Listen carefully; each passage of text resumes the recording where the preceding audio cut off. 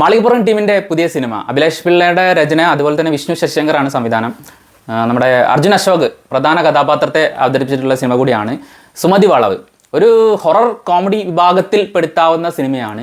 എനിക്ക് സിനിമ കണ്ടപ്പോൾ അതിലെ ഏറ്റവും ഹൈലൈറ്റ് ആയിട്ടുള്ള ആ പോർഷൻ തോന്നിയത് ഇതിലെ പ്രധാന ഹൊറർ കൈകാര്യം ചെയ്തിരിക്കുന്ന ആ സീക്വൻസ് തന്നെയാണ്. വളരെ കൺവിൻസിങ് ആയിട്ടാണ് ആ സിനിമയിലെ, വളരെ പേടിപ്പെടുത്തുന്ന രീതിയിൽ തന്നെയാണ് അവരത് എക്സിക്യൂട്ട് ചെയ്തിട്ടുള്ളത്. എസ്പെഷ്യലി കുട്ടികൾക്കൊക്കെ നന്നായിട്ട് എൻജോയ് ചെയ്യുന്നത്, പെട്ടെന്ന് ഞെട്ടാനും ആ ഞെട്ടലിൽ ചിരിയോടുകൂടിയുള്ള ഒരു ഞെട്ടൽ വരുന്ന രീതിയിൽ തന്നെയാണ് സിനിമയിലെ പ്രധാന ഹൊറർ സീക്വൻസ് ഷൂട്ട് ചെയ്തിട്ടുള്ളത്. ഹൊറർ സീക്വൻസ് എല്ലാം നടക്കുന്നത് ഈ പറഞ്ഞ പോലെ രാത്രിയാണ്.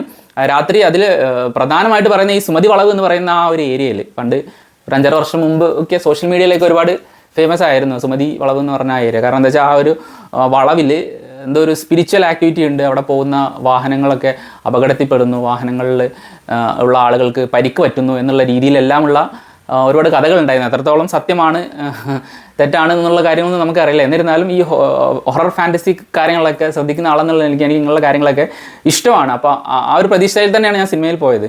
ആ സീക്വൻസുകളൊക്കെ വളരെ നീറ്റായിട്ട് എക്സിക്യൂട്ട് ചെയ്തിരിക്കുന്നത് തന്നെ നമുക്ക് ആ സിനിമയുടെ ഒരു 70% നന്നായിട്ട് എൻജോയബിൾ ആയിട്ട് തന്നെ ഫീൽ ചെയ്യും.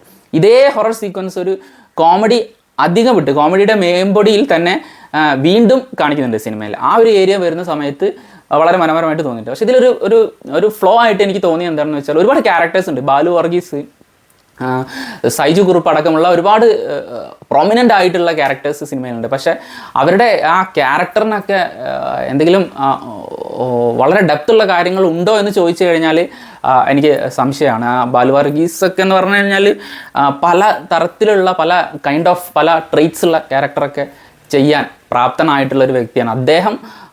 അദ്ദേഹത്തിനൊക്കെ ഒരു റോൾ കൊടുക്കുന്ന സമയത്ത് കുറച്ചുകൂടി വലിയ റോളുകൾ അല്ലെങ്കിൽ ആ ക്യാരക്ടറിനെ ഒന്നുകൂടി നന്നായി എഴുതാമായിരുന്നു എന്നുള്ള രീതിയിലൊക്കെ ഉള്ള ഒരു ചിന്തയൊക്കെയാണ് എനിക്ക് സിനിമ കഴിഞ്ഞപ്പോൾ മനസ്സിലുണ്ടായിരുന്നത്. അതുപോലെ തന്നെ സൈജു കുറുപ്പിനെ സിനിമ കാണുമ്പോൾ മനസ്സിലാവും ആ ഒരു സിനിമയുടെ ഉടനീളം അദ്ദേഹത്തിൻ്റെ റോൾ എന്താണെന്ന് നമുക്കൊരു ഡൗട്ട് ഉണ്ടാവുമെങ്കിലും ബട്ട് കുഴപ്പമില്ല. In comparison to Balu Varghese Saiju കുറുപ്പിന് അത്യാവശ്യം റോൾ ഉണ്ടായിരുന്നു. പിന്നെ വേറൊരു നെഗറ്റീവായിട്ട് എനിക്ക് ഫീൽ ചെയ്തെന്താ വെച്ചാൽ സിനിമയുടെ കഥയും കഥാപാത്രങ്ങളും കഥാപരിസരവും എസ്റ്റാബ്ലിഷ് ചെയ്യുന്ന സമയത്ത് അവർ ഒരുപാട് കൗണ്ടർ കോമഡീസൊക്കെ ആഡ് ചെയ്യാൻ ശ്രമിച്ചിട്ടുണ്ട്. പക്ഷേ ഈ കൗണ്ടർ കോമഡീസ് വർക്കാവുന്നില്ലായിരുന്നു. വളരെ ആർട്ടിഫിഷ്യൽ ആയിട്ടുള്ള ഒരു ഡയലോഗ് ഡെലിവറിയും ഒക്കെയാണ് സിനിമയിൽ പല സാഹചര്യങ്ങളിലും ഉണ്ടായിരുന്നത് എന്ന് എനിക്ക് ഫീൽ ചെയ്തു. പക്ഷേ ഞാൻ നേരത്തെ പറഞ്ഞ പോലെ ആ രണ്ടാമത്തെ horror sequence, horror with comedy വരുന്ന സമയത്ത് അതിനെ മറികടക്കുന്ന രീതിയിലുള്ള എഴുത്തും സംഭവിച്ചിട്ടുണ്ട്. പിന്നെ നമ്മുടെ GPയുടെ വൈഫ് പുള്ളിക്കാരിയൊക്കെ സിനിമയിലുണ്ട്. പക്ഷേ ആ ഒരു ക്യാരക്ടറിൻ്റെ ഇമ്പോർട്ടൻസ് എന്താണെന്ന് സിനിമ കണ്ടു കഴിഞ്ഞിട്ടും എനിക്ക് മനസ്സിലായിട്ടില്ല. തിങ്കളാഴ്ച നിശ്ചയത്തിൽ നമ്മുടെ ഫാദറായിട്ട് അഭിനയിച്ച പുള്ളി, അദ്ദേഹമാണ് അർജുൻ അശോകൻ്റെ അച്ഛനായിട്ട് വരുന്നത്. ആ അച്ഛൻ മകൻ ആ സംഭവത്തിലുള്ള ഒരുപാട് കണ്ട സാധനങ്ങൾ തന്നെ ഉണ്ടായിട്ടുണ്ടായിരുന്നു. ഒരു സാഹചര്യത്തിൽ അവർ തമ്മിലുള്ള പിണക്കം, രണ്ട് ഫാമിലികൾ തമ്മിലുള്ള റൈവൽറി, ഒരു പ്രണയ നൈരാശ്യം, അത് തിരിച്ചു പിടിക്കാനുള്ള ആ സംവിധാനം, തിരിച്ചു പിടിക്കാൻ അവർ ചെയ്യുന്ന കാര്യങ്ങൾ, അത് ഈ സുമതി എന്ന് പറയുന്ന ആ ക്യാരക്ടർ എങ്ങനെയാണ് ഇവരുടെ ജീവിതത്തിൽ അഫക്റ്റ് ചെയ്യുന്നത്, ആ പ്രണയം തിരിച്ചു പിടിക്കാൻ അഫക്റ്റ് ചെയ്യുന്നത് എന്നൊക്കെയുള്ള കാര്യങ്ങളാണ് പറയുന്നത്. പിന്നെ അർജുൻ അശോകൻ നന്നായിട്ട് ചെയ്തിട്ടുണ്ട്. അദ്ദേഹം ആ ക്യാരക്ടറിനെ വളരെ നന്നായിട്ട് സ്ക്രീനിൽ അവതരിപ്പിച്ചിട്ടുണ്ട്. അദ്ദേഹത്തിന് ഒരു വളരെ പേടിയുള്ള ഒരു വ്യക്തി.